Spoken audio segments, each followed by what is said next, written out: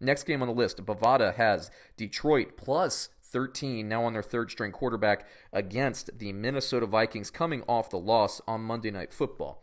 So here's the deal. Seattle and Minnesota, they're both very good teams. Once Dalvin Cook went out with that shoulder injury in the third quarter, that really hurt. That really hurt the team. Cousins got them somewhat close within a score there, but you can't really make the argument that Dalvin Cook would not have been a difference maker on some of those fourth and intermediate or fourth and shorts at the end of the game. You need a guy like Dalvin Cook. As much as I love Alexander Mattison, and I really do love Alexander Mattison, they needed Cook, and when you don't have Thielen and basically your only weapons left are Stefon Diggs and Kyle Rudolph, well, guess what? Seattle knows that. So, Minnesota lost. I'm not going to hammer them too hard on that loss. Now, Detroit was interesting because they're down to their third string quarterback, and I apologize. I've been traveling for Thanksgiving. It's maybe Bluff or Blough. I don't know how to pronounce the name. I apologize. I should have looked at that before the show. But bottom line is the third string quarterback had some juice, man. He was throwing, kind of reminds me of like a second game Gardner Minshew, throwing the ball deep. That's what you want to see because that's what Detroit has in terms of talent.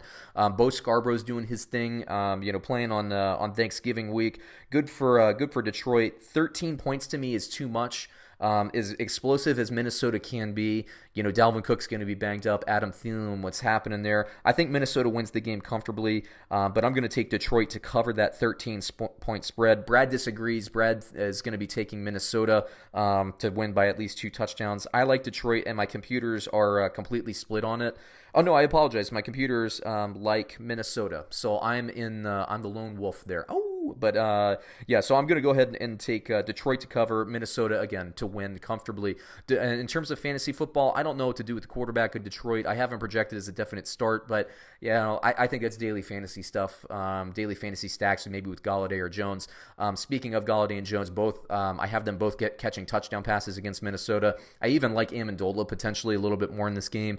Don't like tight end there. I think they're down to Logan Thomas now, and I don't think Bo Scarbrough has a good game here. I don't think Ty will have a good game there. I don't love it. Now, Minnesota, on the other hand, Kirk Cousins, I think, is a definite start. I think he has 2 to 3 touchdown passes. Dalvin Cook, if he's good enough to go, is a start. I think he has 2 to 3 touchdowns himself.